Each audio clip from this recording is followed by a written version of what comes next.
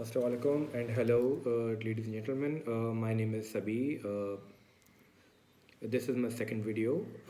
In my first clip, I presented something about KYC, which is Know Your Customer. Today, I'll be discussing a very short and concise topic, which is a PEP. Basic information I'll be sharing with you. With PEP, you know the term PEP. PEP is an acronym, it refers to politically exposed person. Many of you knows the PEP, but few of you normally when you heard the term politically exposed person, which is PEP, they refer it to specifically for the PEPs. Means the politicians, which are the member of a state government, or they are the presidents, prime minister, ministers, member of parliament, or senate, house of lords.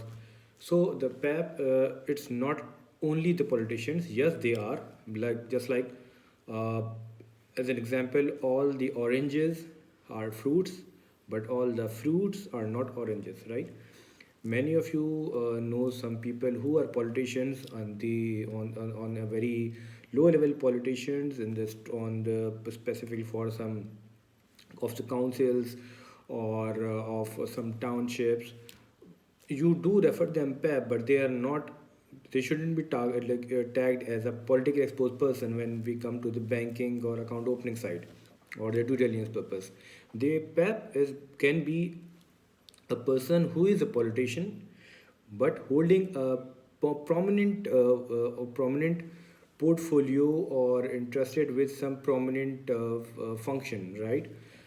He has a power to like controlling power, who has a portfolio, who can influence decisions, or who has the access of the public fundings. Obviously, he can be a bureaucrat, he can be a military official, senior military official. Some in some countries, brigadiers and above. In some countries, they can be brigadiers as well, as less than brigadier, lieutenant colonel. It depends. It doesn't mean that a person who is a lieutenant, or if a person is a colonel, he's not a brigadier, or if he's a brigadier, not a colonel, and he's retired for say around more than 10 years. For some country, he can be a PEP. He will be a PEP for a lifetime, marked as a PEP. PEP is not a sin, and they are not always a high risk. They do, and as per the banking perspective. So the PEP can be of three types, right? Normally, the first type of PEP is a foreign PEP. From the definitions for the word, obviously, what are the foreign PEPs means if I'm residing in Pakistan, India, US, anywhere else. If I'm sitting right now, I'm sitting in the UAE, right?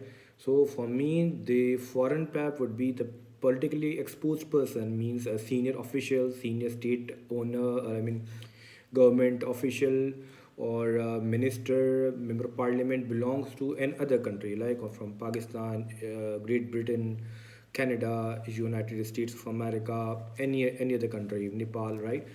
He or she can be and is the foreign PEP for me.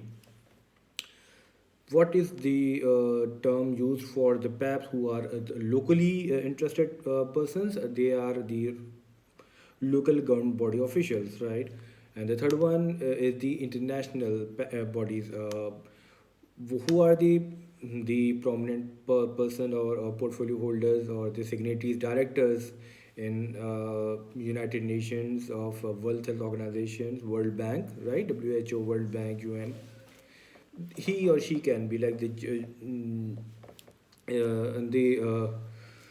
Secretary General of United Nations is an international PAP, is not a foreign PAP. He's not because he's not a politician. He doesn't own a state government, but he is a prominent portfolio holder of United Nations, which is an international global body. So there are three types of PAP. The one is the foreign PAP. Second one is the domestic PAP, and third one is the international PAP. And they all are marked as high risk, which means that which I have already spoken before yesterday, that there are three type of risk rating: medium, high, and low. They are categorized as high risk. It means you need to review their accounts. for once a year at least, right? You do the due diligence. You need to know the source of fund. You need to know the source of wealth. You don't only need to just checkbox CDD. You need to go beyond CDD measures. You need to do an extensive verification of their source of fund, for source of wealth, because they are more, not all the PEPs, but the PEPs are more exposed with to the corruption and bribery, right? They can manipulate, or they can hide behind the shell companies, etc. So what PEPs are: politically exposed person, they're interested with the prominent function. They are foreign PEPs, domestic PEPs and international PEPs. They are high risk. You need to review their accounts minimum once a year. They can once a PEP can be a PEP for lifetime, or they can be PEP for a year. It depends on the country where they are marked, with the country and the law of the country. But most of the PU country, they are once a PEP, always a PEP. So this is format today. Kindly share your feedback with me, and do subscribe to my channel. I'll be uploading more and more videos, very basic videos, for the people who know a little bit, or who wants to know more about the terms used in anti-money laundering specifically, and overall the banking. And do please do share my videos and subscribe to me. Thank you.